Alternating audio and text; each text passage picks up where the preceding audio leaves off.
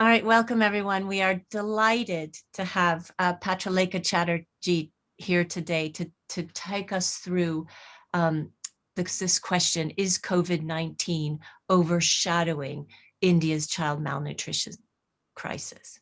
Patralekha is an award-winning journalist. She's an author, she's a public speaker, and she consults with a wide variety of international agencies, and she focuses on a broad range of issues from child nutrition, health, gender, and one of the most fascinating pieces of Patralekha's work is she looks at synergies. She looks at the synergies between these issues. Currently, she's a visiting fellow at the Global Health Justice Partnership. This is a joint program hosted by Yale Law School and Yale School of Public Health, and her fellowship explores really the social and human consequences of COVID-19. Patralekha has written extensively on India's child nutrition crisis, both in the mainstream media and for journals such as The Lancet.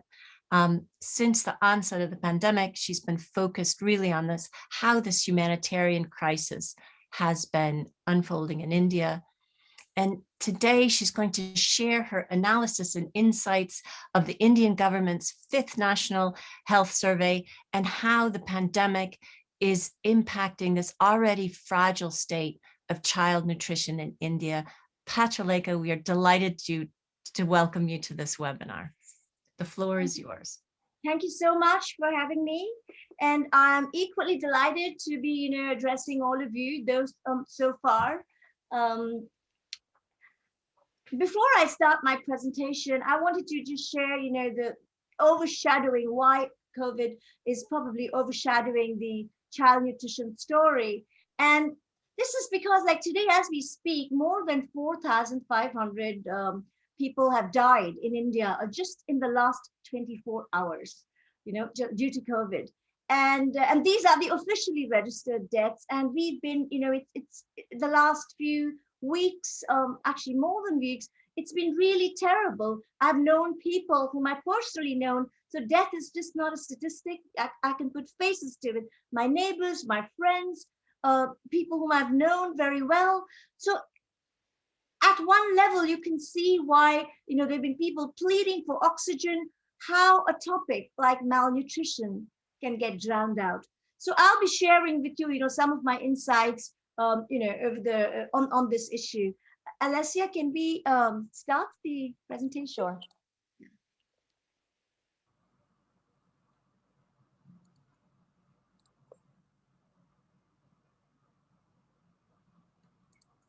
Yeah. Yeah, just a second. Yeah.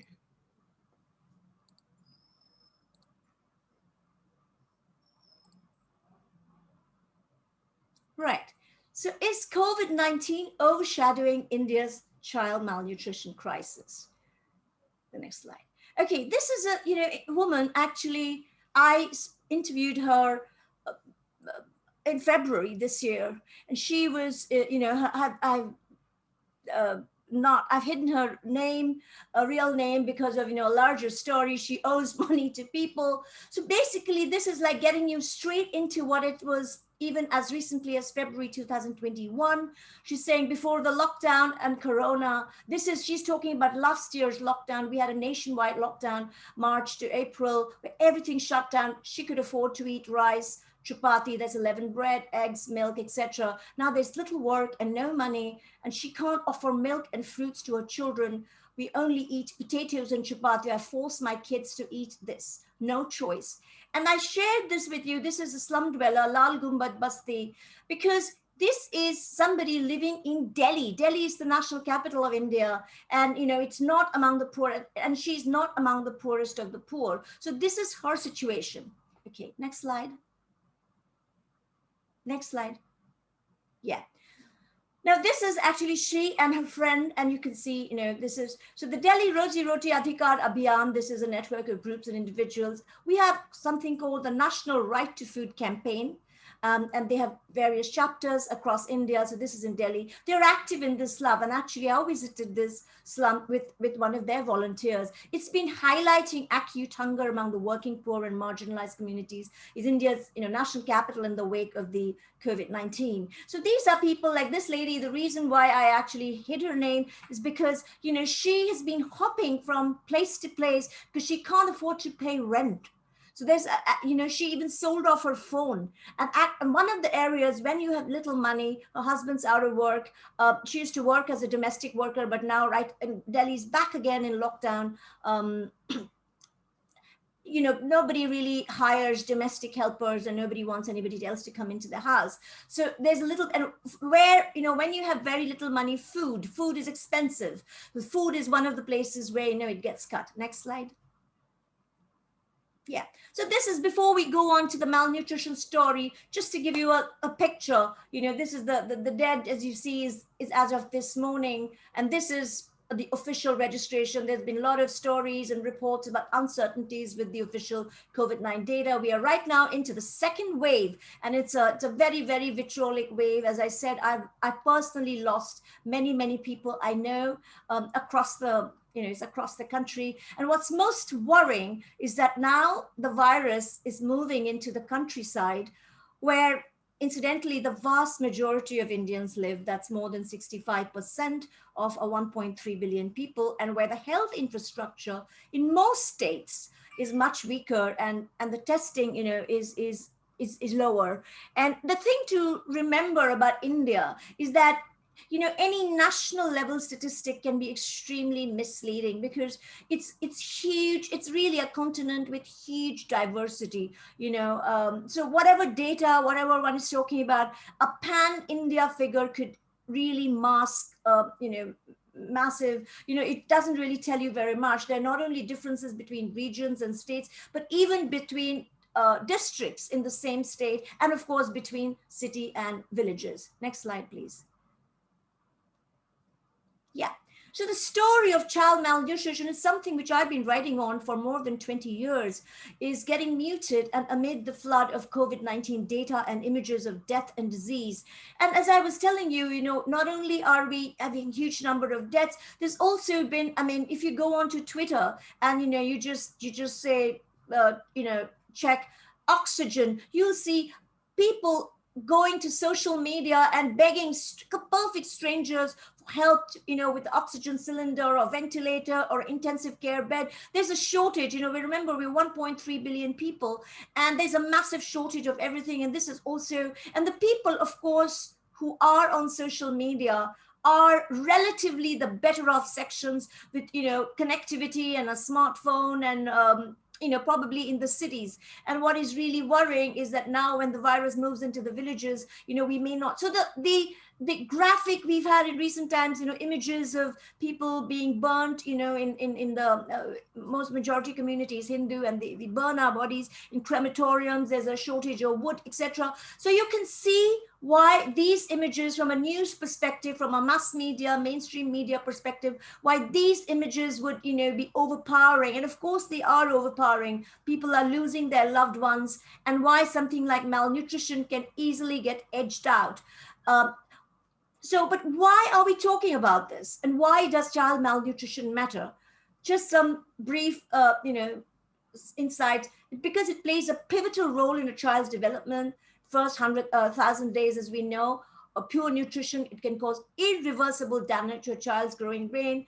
That means it not only impairs a child's physical growth, but also mental growth, which means life chances, ability to do well in school, earn a good living, etc., make it harder for a child and a family to rise out of poverty. And then subsequently, as we also know, even if you eat well later on, it could set the stage for later obesity, diabetes, and other chronic diseases, which can lead to a lifetime of health problems. And incidentally, one of the reasons why, one factor, I wouldn't say the only factor, reasons why we're having such a huge number of COVID complications in India is because we are also have a huge burden of non-communicable or lifestyle diseases in India. So that's, colliding with COVID. Direct and indirect effects of the COVID and response to South Asia. So this is just something, we don't have a lot of data, in fact, very limited data on how COVID has affected, nutrition in, in India. But there's been a lot of projections and a lot of, statements, and we have a lot of anecdotal evidence and some reports which I have shared. So this is a statement from UNICEF, ROSA, this is the South Asian. Spike in the number of maternal deaths of over 16% is also expected, with 7,750 more in India and over 2,000 more in Pakistan, making a total of around 11,000 additional maternal deaths estimated across South Asia. Next slide, please. Yeah.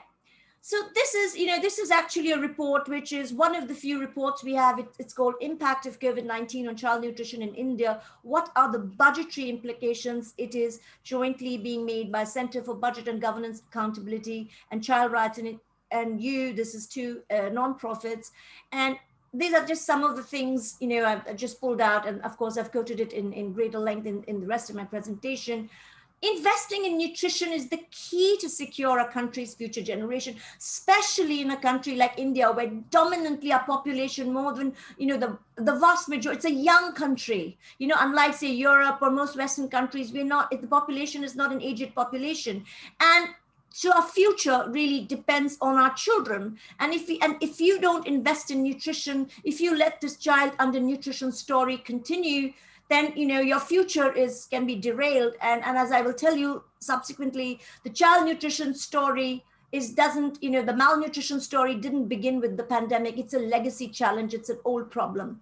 India has had many policy interventions, but as usual, the many policies, but the implementation is a big problem. And COVID-19 has increased the risk factors for child malnutrition in India. Next slide, please. Yeah. So this is actually, this is Lancet 2019.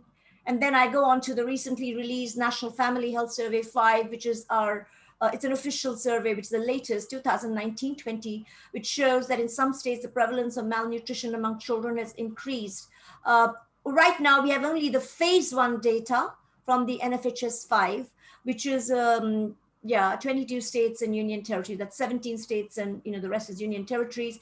And as you can see, this data, it's very important to remember, though it came out recently, last year actually, it refers to the pre-pandemic period. And even then, very, very worryingly, the child malnutrition story, we're seeing reversal in some of the gains we had made in many states. This data pertains to the period before the pandemic. And even then, and I wrote a story for the Lancet on this, the situation that it was showing very, very troubling markers. And right now, with the pandemic, more than a year on to the pandemic, the situation is likely to be much, much worse. Next slide. What's really happening during the pandemic? What is possibly worsening child nutrition? Well, it's a complicated story, and there are many, many things which are happening. We don't have a lot of data, as I said, about this. But this policy brief, which I've quoted from, some of the things it says: disruption of key feeding programs for children, disruption health services for children. We saw that during last year's lockdown, March, April, for 2 months, the childcare centers, we have these schemes, supplementary nutrition scheme, Anganwadi services is really childcare services. So, there were midday meals for schools. That's about more than 115 million children, classes one to get one hot could be. There was a disruption. Now we have orders from the court and even the government to say this should not be disrupted. But, again, it's not happening. There are, even now, though there's no nationwide lockdown, Delhi's right now under lockdown, as is many other states. These schemes are supposed to be actually continuing, but we have reports that it's not happening totally, as it should. Next slide. Yeah. So it tells you that the CBGA and the CRY report, which from where I've said this, points out that with the closure of these Anganwadi childcare centers, these are very, very important, they do a whole range of services. These are these frontline workers. Anganwadi workers Anganwadi really means a courtyard, so, and they go to homes and they have duties towards pregnant women and small children. when these services get disrupted and they're linked to nutrition, there's a likely fallout. So this report talks about last year's lockdown in March, and both these services got disrupted. Again, as I said, in March, India's Supreme Court, which is the apex court, directed the states to take measures to provide nutritious food to children in lieu of this disruption. Some states have been providing home delivery or dry ration for children, but there are many gaps and irregularities in implementation. And I've been talking to actually Right to Food campaign activists in some states. And one of the things they say, which is not really happening, even though people who are getting food, some dry rations, is, one of the Anganwadi workers, the frontline workers, are supposed to do growth monitoring of the children. That is what will tell you very, very concretely, whether the child is gaining weight, to what extent. That is not happening in a full way because people are not really visiting homes. And also, families are not going to these centers because in many, many states we have lockdown. There's, there's restrictions on movement, etc. Next slide. Yeah. So, one looking at it as an outsider. Now, this is something as an Indian, I've kind of got used to it, but a very legitimate question is, India's had phenomenal economic growth, not right now, but, a few years before, in recent decades, since 1990s, actually. So how does a country with such impressive economic growth and aspiring superstar, how do we have such millions of, stunted kids? Recent decades, this has been I've written about this, it's coexisted with alarming levels of chronic hunger and stunting. And India is ranking 94th among 107 countries in the Global Hunger Index, behind many other developing countries. So it's a very, very strange situation. And India, and this is the very important thing to recognize, it's had a child undernutrition crisis even before the pandemic. The pandemic was just, it's just a kind of a major blow, making things much, much worse. Yeah. So, malnutrition in India stems from many reasons, as we know. It's not just nutritious food. It's actually levels of poverty leading to low purchasing power, poor socioeconomic status of women, female illiteracy, high rate of population growth, low access to health education, drinking water, safe drinking water, environmental sanitation, hygiene, other social, services. It's also important to know that the vast majority of Indians are part of what we call the informal sector. Informal sector means that, we don't really have a work contract, no real benefits. It's not really a salary you get, so that your work or your take home will vary from month to month. And these are not, I'm a very, very privileged person. I recognize my privilege. So the vast majority of informal sector workers are not people like me who can work from home or be in a Zoom call. They are probably, like street vendors or, cobblers, people who are living off the street. So when you have, say, a shutdown and a lockdown, these people can, their livelihood, gets affected. A lot of it, in service sector, beauty parlors, for instance. Yesterday, I just heard that somebody whom I knew for 22 years, a woman who used to work as a masseuse in a beauty parlor right next to my house, she's dead. For the last couple of COVID, last couple of months, they haven't been getting salaries. So informal sector story and India's poverty story actually go hand in hand. This, of course, affects nutrition. And you saw that first slide about people cutting down on food. She was a domestic, the woman's picture whom I showed, she was a domestic helper and her husband was working as a painter, and both have no work. The child malnutrition is the end result of a vicious cycle, which starts off with early marriage for young women. So, we have a legal age for marriage, but in the villages, that's sometimes not, followed strictly because people don't even, register their births. Faulty and suboptimal infant and young child feeding practices, including breastfeeding, lots of superstition, throwing away the colostrum, childhood illnesses, poor sanitation. Children sometimes suffer from diarrhea, low birth weight babies, because the mother is young and also very, very malnourished, anemic. She gives birth to a low birth weight baby. And then there are bad, feeding practices, early childhood. And then when the whole family is in an economic distress, everybody eats less, including the mother. The mother eats sometimes much less because the status of women for the vast, in many, many parts of India, is still very low.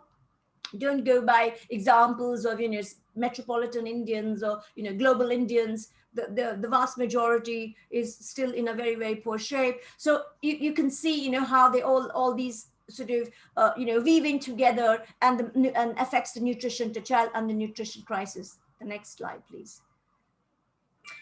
As I said, anemia is a huge problem among women and children. In 500 and this is the website which I've given. This is actually an official anemia mukt Bharat. That means anemia free. We have a campaign, official campaign, Government of India initiative. But nevertheless, anemia is also an old story, and it continues. Probably it's got much worse. 514 districts in the country, anemia among children 6 to 15, 9 months is above 40%. And this also includes the not so poor, it's just, iron deficiency. Next slide, please. Context. This is going before the pandemic, but again, to give you some idea about how bad things were. In India, 35% of children below 5 years are stunted, 17% are wasted, and 33% are underweight. And this comes from what we call the Comprehensive National Nutrition Survey. This was an official survey, the Government of India, along with, I think, UNICEF. This was the first ever nationally representative nutrition survey of children and adolescents in India. And this is just something which I picked up from there. Next. NFHS 5, which has been, which really rang the alert, sounded the alert. This was released last year, but as I said, the data is troubling markers from pre-pandemic period. I wrote a story on this for the Lancet Child and Adolescent Health. December 2020, but the data is 2019-20. So 22 states and union territories. We still haven't got data from many other states. And this includes data from Uttar Pradesh, which is a poor state, but also India's largest, its most populous state, 200 million people, almost as population, same population as Brazil, and where, traditionally child health and women's health indicators have been pretty poor. The data for remaining states are expected sometime this year. We don't know when. So in 13 of the 22 states and union territories for which we have information, stunting in children under 5 years increased since the last survey, that is 2015-16, it has increased. Wasting has gone up in 12 states and union territories. Many states have the dual burden of both wasting and stunting. So that's in the last 4 or 5 years, things have actually taken a turn for the worse on child nutrition front. In many, many states. Some indicators, and NFHS 5 is not just about child nutrition, it's got a whole range of indicators. And for instance, in things like immunization, things have improved. And which is very interesting that despite that, the nutrition figures, it's not like all indicators have not improved. Usually things are supposed to improve. Yeah. Next slide. Yeah. So what is most important about these indicators, again, I'm stressing, is that they relate to the pre-pandemic period. And despite improvements in sanitation and immunization between 2015-16 and 2019-20, we still, child nutrition indicators have worsened.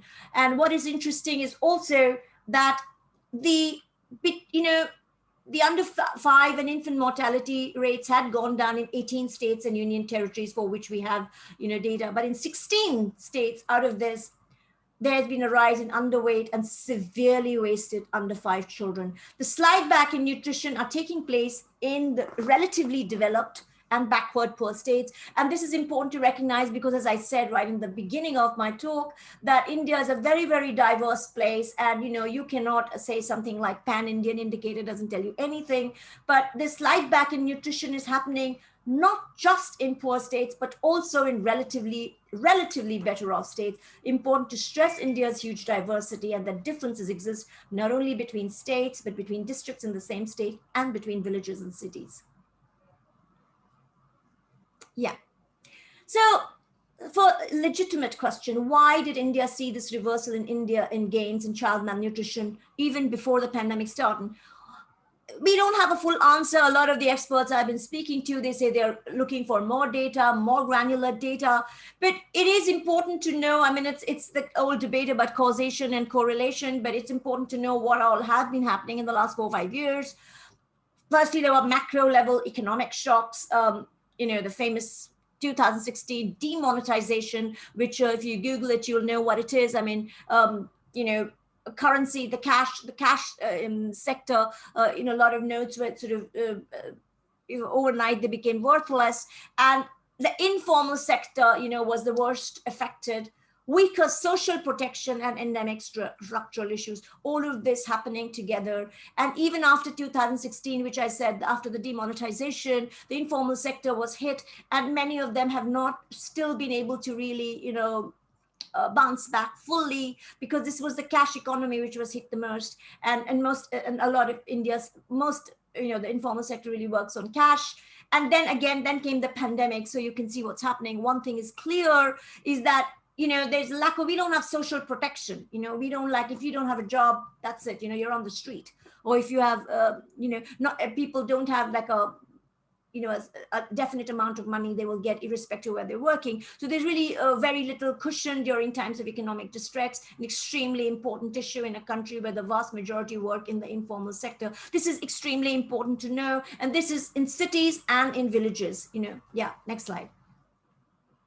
So overall, this is actually something which is from this article I wrote. And this Deepa Sinha is one of our best known nutrition activists. And she also is a professor in Ambedkar University and part of the civil society-led Right to Food campaign. So this is what she said. This is what she told me, that in this period, 2016 to 19, where we saw this reversal in gains in child nutrition, things were improving before 2015-16. There was a slowdown in economic growth rates that's still continuing, stagnant rural wages, high unemployment, increasing inequality, and it does seem plausible that this has had an impact of livelihoods and hence food security for many households and worsening of nutritional outcomes. Yeah. So the NFHS 5 data, which relates to the pre-pandemic period, also flags another very worrying trend: intergenerational malnutrition, which again, I talked about right in the beginning. There's high prevalence of anemia among women of childbearing age, which in turn, heightens the risk of low birth weight infants and infant anemia. In Assam, this is one of the poorest Indian states in the East, 36.5% of rural children aged 6 to 15 months and 45.7% of pregnant women aged 15 to 49 years were found to be anemic. And this is now shot up to, you can see the statistics, it's gone up.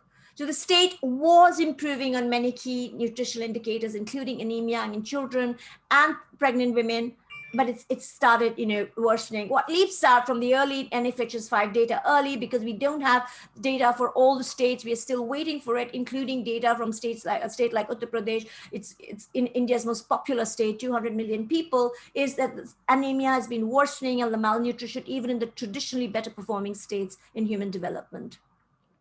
Next state like that. Yeah.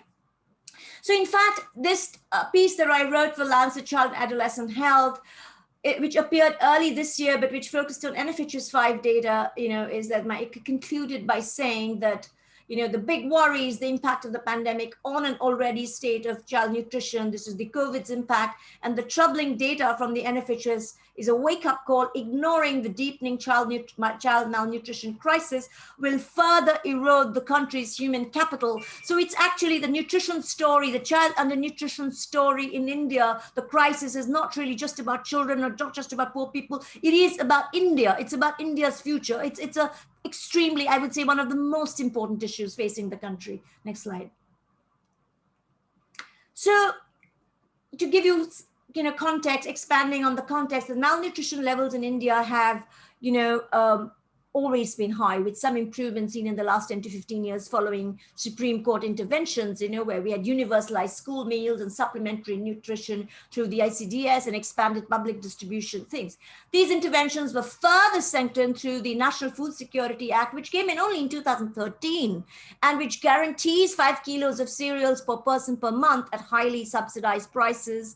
But these entitlements do contribute to the overall food security of households and play an important role in preventing starvation. The problem is that, it's just rice and wheat, ensuring it's not the same as a nutritious diet. Some states, have been, expanding, giving them more nutritious diets for all, and eradicating malnutrition requires much more. So I think the problem is, even if you can somehow manage to fill your stomach, it's not the same as, getting a nutritious diet. That's really the problem. One of the key problems. Yeah. So yeah, this I've mentioned before, the multiple factors which, influence malnutrition. The better status for women within the household is, again, it's a gender issue, and something which I'm passionate about, but it's an extremely important issue because, for instance, I mean, why this is important, why this impacts the child nutrition stories. If the woman, the woman eats the last, she's cooking and she eats the last, and she eats the leftovers in many, many instances. And this is something, she's socialized into believing, and she doesn't even think it's something so extraordinary.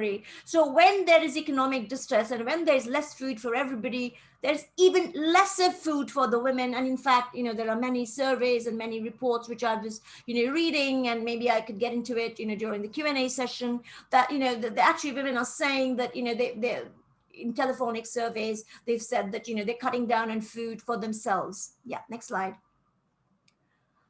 What is the situation today as India grapples with the second wave? Frankly, we don't fully know, this limited data, but agencies like UNICEF have warned that children in India are facing a multitude of physical, mental, social, and economic risks. There's a quote from the UNICEF chief in India, Yasmin Ali Haq, which says, "With half of the children under 5 in India being malnourished, the present COVID-19 crisis could further impact child nutrition and service delivery across the country." As I said, many states are under lockdown at the moment, and there's not too much of data gathering that is happening, very recent data gathering that is, and we will know only in the coming months how seriously the effect has been. But from every anecdotal evidence that we are getting, and some few of the reports which we've got, things are pretty bad.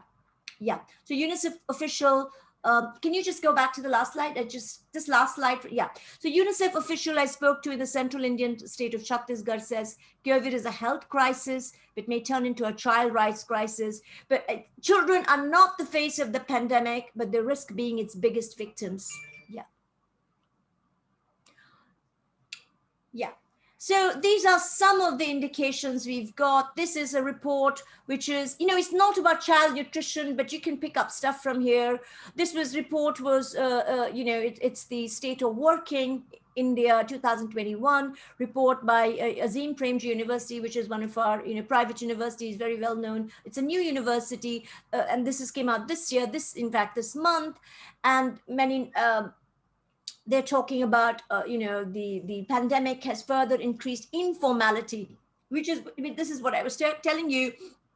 We already have a vast burgeoning informal sector. The vast majority of Indians work in informal sector. There's informal sector and informal sector. The informal sector, which I'm talking about, the vast majority is, people doing it very, very ordinary. It's not really a job because there's no guarantee. There is, no real benefits, and there's no pay package at the end. As I said, the vegetable vendor, the domestic helper, the rickshaw puller, that kind of thing. Not pricey UN consultants or, journalists. I'm not talking about privileged people, even if we don't get a salary. So one must recognize one's privilege. This informal sector, so, people right now as under lockdown, so people who live off the street, most of them can't really go out to work. Like I was talking about, like people who work in beauty parlors, for instance, wellness industry, service industry, restaurants. Restaurants are closed. You can only do takeaway. So this has led to severe decline in earnings for the majority of workers. This means there's less money, and women and younger workers have been disproportionately affected. Yeah, next slide. Yeah, so this is again from the same report. They say this is very recent data. Nearly half of formal salaried workers have moved into informal work between late 2019 and late 2020, and the poorest 20% of households lost their entire incomes in April and May 2020. This is last year. Things have got even worse now. In between, things were improving, but we are again back into a second wave where the high number of deaths, and it's probably a much more infectious strain. So right now, as I said, Delhi and many other states are in lockdowns, a full lockdown. Right now, Delhi is in lockdown for almost a month, and many other states are partial, severe restrictions. So essentially, these restrictions on mobility affects us informal work. So, poverty rates in rural areas have also increased, and the virus is moving in. And also remember that most Indians pay for their healthcare, their medical care. Again, out-of-pocket expenses is very high, which means if somebody falls sick in the family, or they need to be hospitalized, or a lot of the money, little money that you have will go into that. That means less money for nutrition. People have told me that they're not giving their children fruit and milk in many, many instances. Yeah, next slide. Patralekha, sorry, 5 minutes left. Yeah, okay. Yeah. So, this is household food intake. You can go into, household food intake has been affected. As in Premji report, worryingly, 20% reported that food intake had not improved even 6 months after the lockdown. These findings are consistent with other COVID impact surveys. Yeah, next slide. This is an Indian member of parliament. We have a group, which is the parliamentary group of children. This is his statement. COVID-19 has not only increased the prevailing inequality in child nutrition and health, children are more vulnerable now as their parents have either lost their jobs, their daily wages, and face unemployment both in cities or villages, right? So people have been talking about the world's largest feeding program, the midday meal, program. This is, it's supposed to be, this was, last year, but still it's disrupted in many, many states. Yeah. Yeah. Another important non-official source of information is the Hunger Watch survey coordinated by the Right to Food campaign. And the survey, this was a recent survey, 4,000 marginal households, 11 states in October 2020. And it was rural and urban. And the survey focused on understanding the hunger and livelihood situation. And in summary, across 13 key parameters, urban respondents were 15% worse off compared to their rural counterparts. So the urban poor, we're talking about the urban poor. Next slide. Yeah, 2/3 of nearly 4,000 people, they said that they were consuming much less food, a lot of the food. And as I said, the food which comes to public distribution system is mostly, cereals and not vegetables and not other things. So, so you don't get a nutritious food. It's also important to know that sometimes a lot of people, despite all the policies, despite all the schemes, they fall through the cracks because the various you need to show certain documents, identity documents, etc. And not everybody has that. Migrant population, people who don't have these documents. And if you cannot show these, so the most vulnerable get the most affected, single women households, people with disabilities, etc. Next slide. Yeah. Yeah. This is again, 2/3 of the respondents reported that in October 2020, that's last year, quantity of food they were able to consume was less than what it was before the lockdown in February 2020. So you can see when the family is consuming less, when there's less money, child nutrition gets affected, through the mother and directly through the child. Fruits, vegetables, these are expensive and very few people can afford, very few people, the poor can afford to have it. Once again, it's important to stress that, things were not great even before the pandemic. And as this report points out, even prior to COVID-19, only 50% rural and 21.4% urban children reported that a free midday meal was provided by the institution. So we have a lot of policies, we have a lot of schemes, we have this huge, Poshan Abhiyam, the national, which used to be called the National Nutrition Mission, but there are implementation glitches and it's not evenly implemented across the country.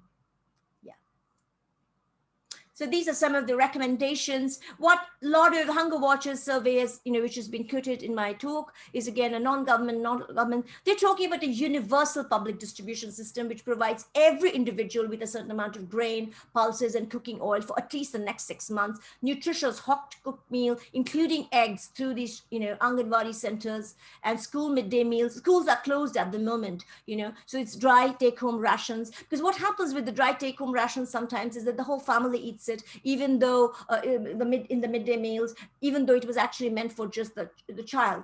Universal childcare services and maternity entitlements, and also enhanced social security pensions of at least a certain amount for old people. I mean, the social protection mechanism needs to be resourced much more money needs to go into it. Yeah, next slide. Yeah.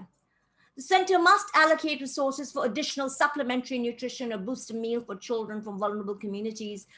This can be done under the SNP, that's a supplementary nutrition program. The center and states must invest resources in collecting, monitoring, and publishing beneficiary data disaggregated by social identity for all health schemes for children. This is important because everybody's not equal. So the most vulnerable, so that's the Dalits, that is the in the caste hierarchy, this is the lowest of the low, the tribal, that's the the indigenous people, the migrants. So there are, even within the vulnerable informal sector, there are people who are more vulnerable, and they, their needs need to be, taken care of. Those families, as a lack of livelihood options is one of the basic causes of the nutrition deficit in most vulnerable members of the household, especially during the pandemic. The government needs to focus on employment generation programs. Yeah, these are some of UNICEF's recommendations, again, saying similar things, prioritizing the most vulnerable, protection of supply chains and delivery mechanisms to, health services, and all the health workers, the frontline workers, they need to be, they paid very little, these people, the Anganwadi workers, the health workers, so they need to be given, PPE, masks, etc. Because, it's not just about money, it's the person who's going to do the growth monitoring or who's going to deliver things. They also need to be saved. They don't need to be paid properly. And we need to, I think, universalize it, because these documents, many people are falling in through the cracks because they don't have the necessary documents. The court has said that you should not really make the, the document a prerequisite, but it's not, it's not always followed. Yeah. So instituting and strengthening nutrition support services for the most vulnerable children, including community-based management of moderate and acute malnutrition programs. Yeah, so these are some of the references, and thank you so much. And I think it's been I'm open to questions now, and hope I've been able to give you, this was a short talk, I hope I've been able to give you some idea. It's a lot of data, and you've got all the references which you can look up if you want to, and some it's very data rich, and happy to take your questions. Patralekha, thank you for that. That was really an amazing tour de force. You took us from the very beginning all the way to the end. And so as chair, I'm going to use my prerogative, and I hope it's okay, to ask you a question, the first question to start this off, because I know there's questions in the Q&A. You talk about, hunger and malnutrition is a legacy problem. And then you showed many of the recommendations that are coming out from different institutions. Are these legacy recommendations? Is there something, do we need to think outside the box now? We've got two major crises. We've got an existing problem that's getting worse. We've got COVID-19 that is just adding fuel to the fire. And when you see these recommendations, they seem to be almost the same old, same old. Is it time that we really, we need to go large here? So your thoughts on that? Can you take us through some of your, and what is these different communities across India that you mentioned, what are their thoughts on this in terms of the human rights activists, etc.? Some of the recommendations, they might seem like old and familiar, but some of them are quite new. I mean, they're coming from reports which were released as recently as this year. See, the problem is, India has never lacked in policies.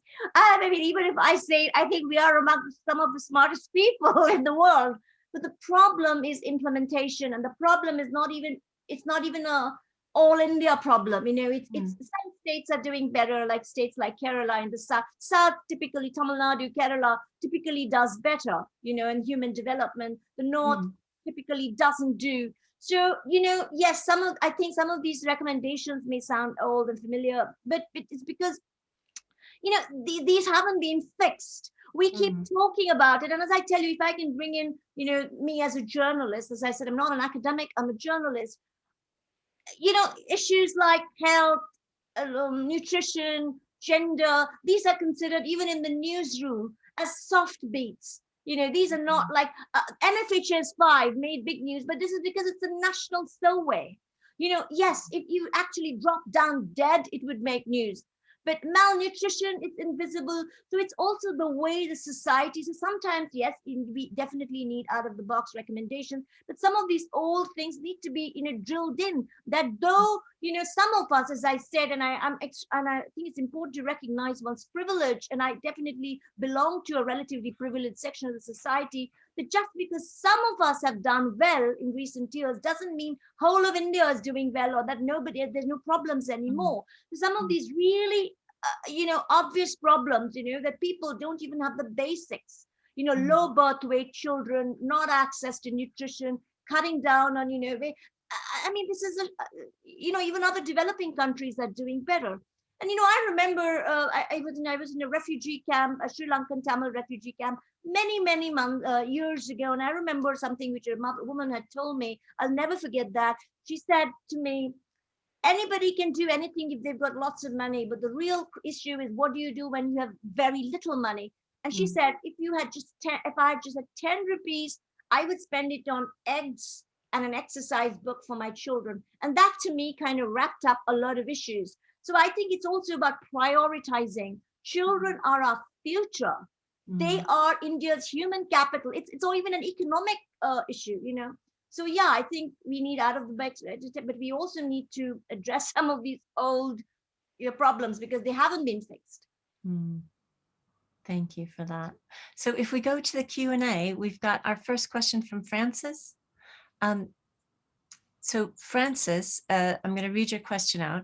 India has had a lot of policy interventions focused on combating the legacy problem of child malnutrition. Are there any social protection policies focused on children and pregnant women before, during, and possibly after the pandemic?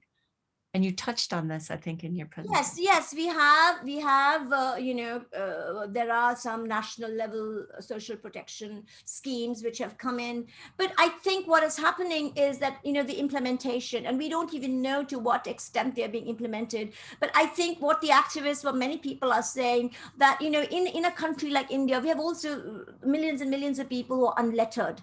The moment you make it, we have seen in many instances that the schemes are linked to some documents, you produce this document, that document, and many people fall through the cracks because they're not able to. And even our currently ongoing, it's a separate topic, but vaccines, this point has been made, if you make it too this may work in other countries, in other societies, where it's formal sector, where here, even births and deaths are not always registered. So if you make it, Aadhaar, for instance, an identity document, not everybody has it. And then, if you don't have, and for instance, we have a huge migrant population, and sometimes their identity documents are linked to the village.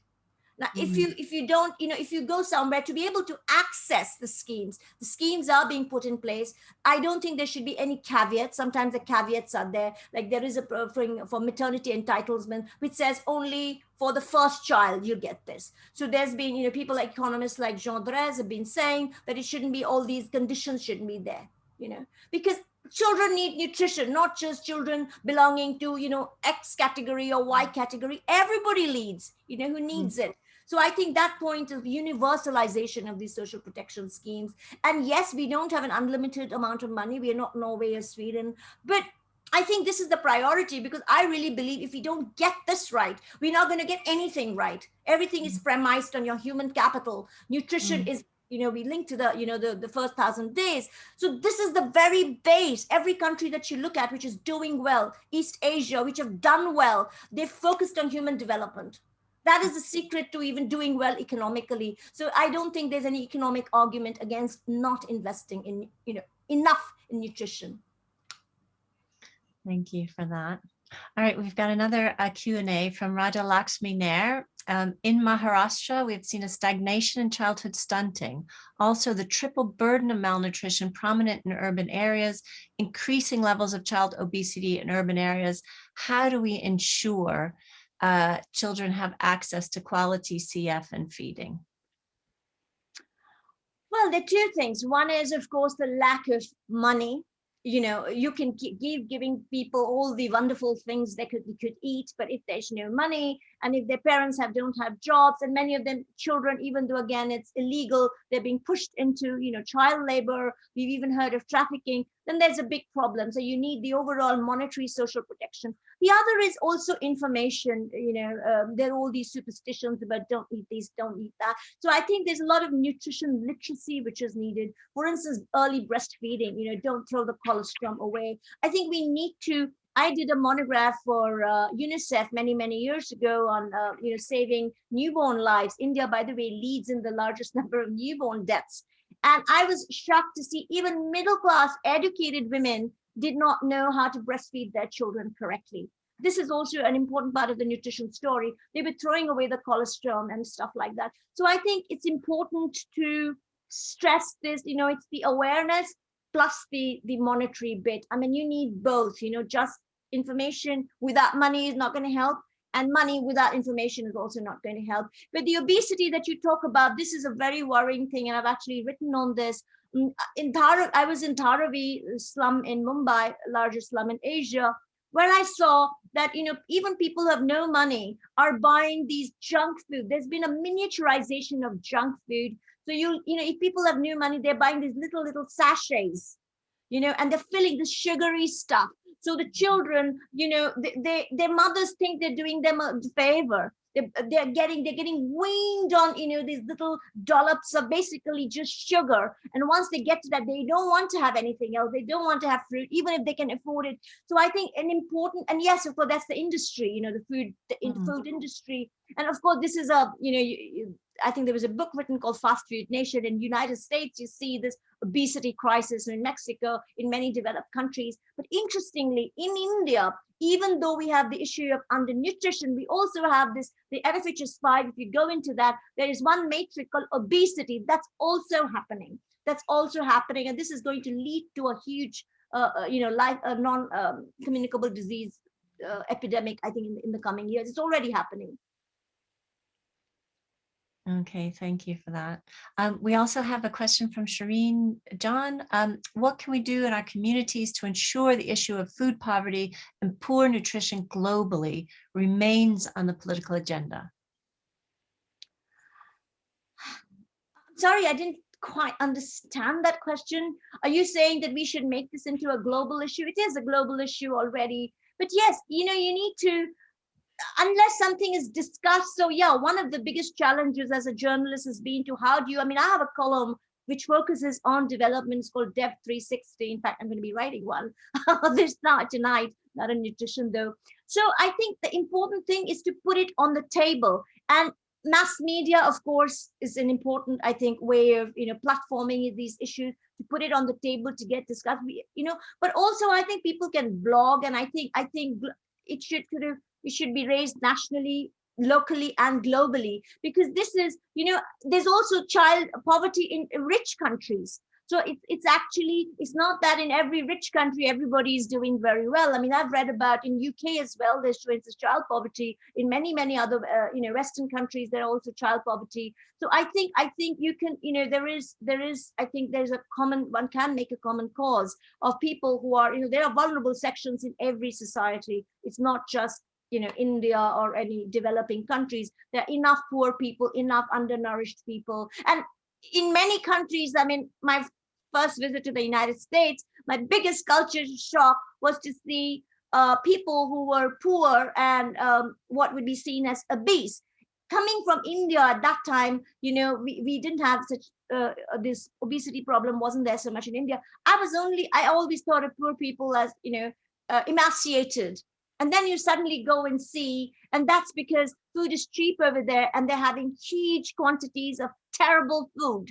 So we don't want to even get, in India's middle class is going a little bit that way, processed food, junk food, huge epidemic. And you're seeing this, even in the COVID pandemic, the number of people who are dying of COVID is because of the comorbidities, obesity, hypertension, blood pressure, this is diabetes.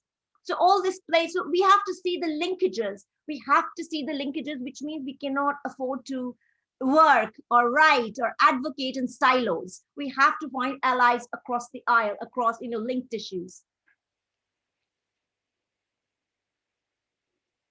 Oops, I think we've got time for one more question.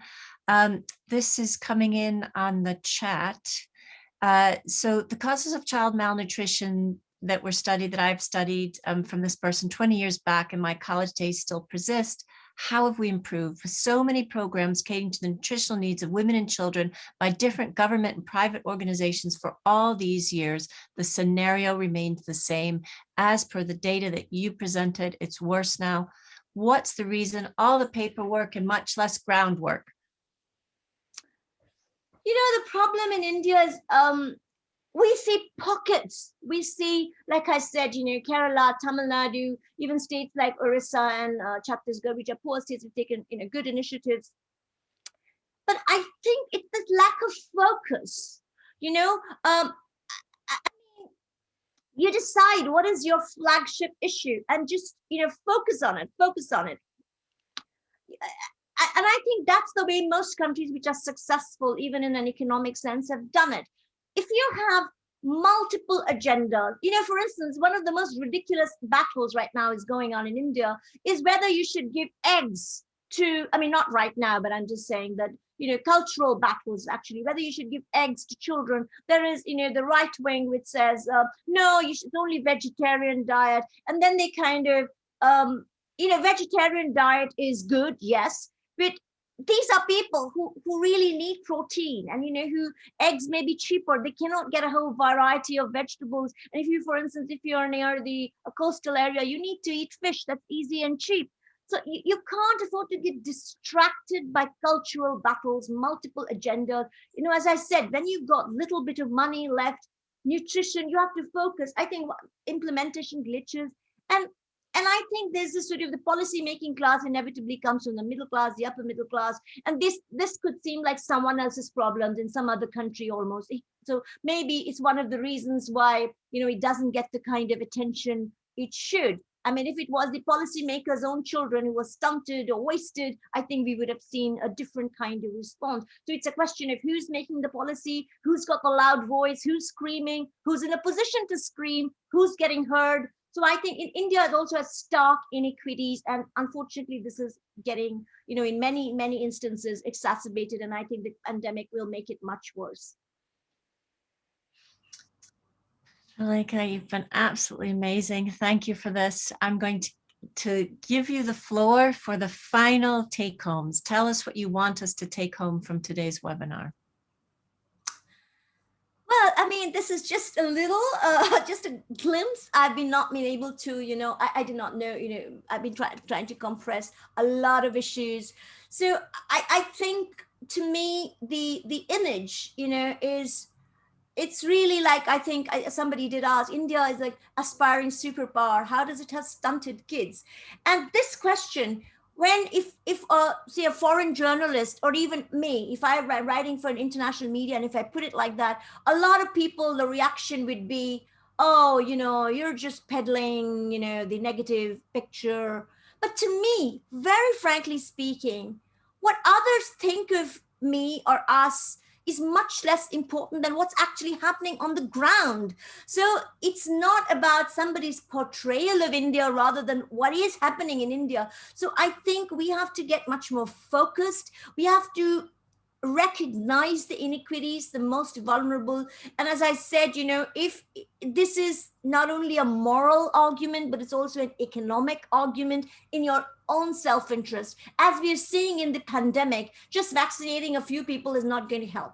You have to have a large enough people. It's not enough to say only let's vaccinate only the rich people. No, because it's an infectious disease. It's going to affect everybody. Similarly, if you have a country where millions and millions of people are undernourished and they don't recognize, they don't, which means they're not going to, achieve their full potential, ultimately it affects a country's rating, a country's ability and power to do, many things right. And we should learn from everybody, our countries which we don't like, countries which we like, allies. And nutrition, child undernutrition particularly, is a multi-sectoral issue. It isn't just the nutrition. As I said, malnutrition is due to many, many issues.